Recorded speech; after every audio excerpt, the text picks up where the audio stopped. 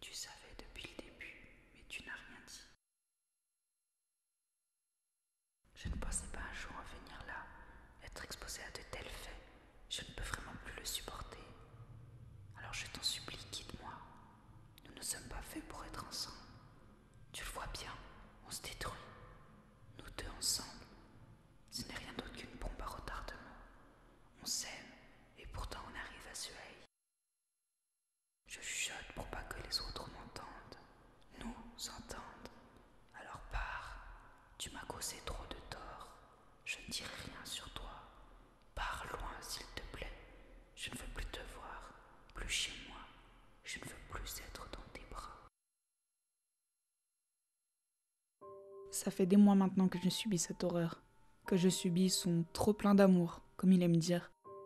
Dès qu'il rentre du travail, je sais ce qu'il va se passer.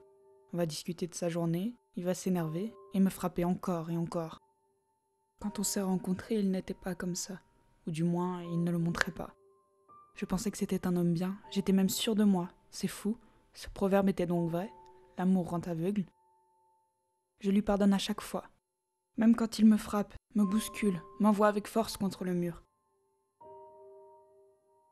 Je ressens de l'amour dans ses coups. Même quand il me hurle dessus, je sais qu'au fond c'est pour me dire je t'aime. Je sais ce que vous allez dire, pourquoi tu ne fuis pas? Mais c'est pas aussi simple, vous savez.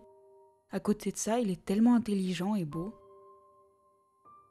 Alors je devrais perdre tout ça pour quelques bleus? Et puis je l'ai déjà menacé de le balancer aux flics, mais il s'est mis à pleurer en me suppliant d'arrêter. Arrêter quoi d'abord? Je lui ai dit d'arrêter de chialer comme un morveux. Il est vraiment pas beau quand il pleure. Puis c'est facile de juger. Oui, j'ai voulu m'enfuir. Mais s'il me retrouvait? Et si ça devenait pire après? On ne sait jamais ce que l'avenir nous réserve. Je préfère rester dans un futur que je connais. Oui, vous allez dire qu'un jour il ira plus loin, mais ça, ni vous ni moi, nous ne pouvons l'affirmer. Et je sais qu'il existe des foyers pour les femmes dans ma situation. Mais saviez-vous que les places étaient compliquées à avoir? Puis il serait totalement perdu sans moi. Une fois, il était tellement ivre qu'il a commencé à crier à l'aide. Il a rameuté tout le voisinage. Et cela, il l'a fait quelques minutes à peine après m'avoir déboîté l'épaule gauche. Figurez-vous qu'un de mes proches voisins, en se rendant compte de la situation, lui a décroché un coup de poing qui a mis KO mon pauvre mari pendant plusieurs heures. Vous voyez, il est ce qu'il est, mais je l'aime. Et je ne compte pas le quitter. Je sais que je peux le changer. Attendez, quoi? Vous trouvez peut-être que je l'ai bien mérité? Mais vous êtes des monstres! Pourquoi vous me jugez? De quel droit osez-vous? Je vous l'ai dit, il n'est pas fondamentalement mauvais, il est juste perdu. C'est comme un enfant mal élevé, il a peut-être juste besoin de redressement, c'est tout. Et puis moi, est-ce que je vous ai jugé? Non. Jamais je me serais permise. Puis pourquoi vous me regardez comme ça? Si vous continuez, je vais appeler du secours. Ne m'approchez pas. En plus, vous ne savez rien de lui. Rien. Vous ne savez pas ce que ça fait que d'être sous son emprise. Non. Rien. Vous ne savez rien. Rien. Ils ne savent rien. Non. Ils ne comprennent pas. Ils ne comprennent pas. On te dit qu'on t'écoute, mais c'est pas vrai.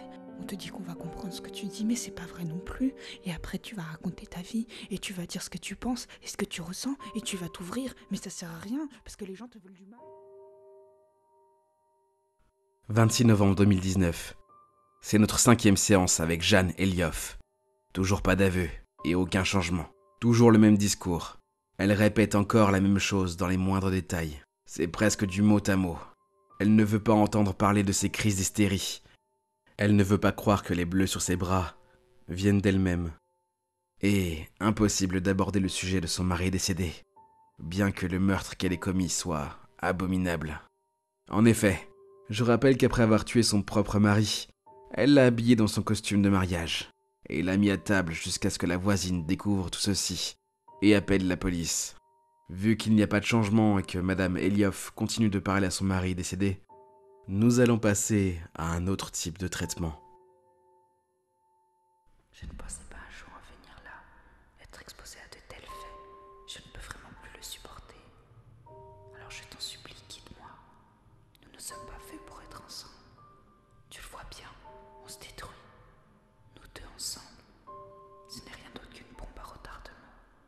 On s'aime, et pourtant on arrive à se haïr.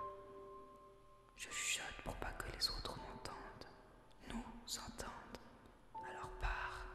Tu m'as causé trop de tort. Je ne dirai rien sur